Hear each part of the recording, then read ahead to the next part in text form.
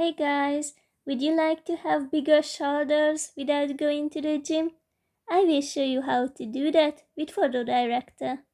Open the app, tap Edit, choose your image you would like to work with, then click on Portrait, Body Reshape, wait a few seconds,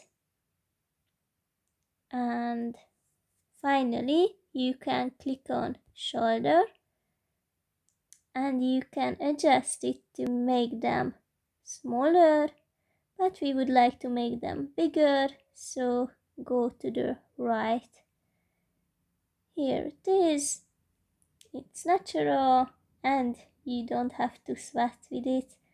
Click on the check mark and download your image. Hope you liked the video and bye bye.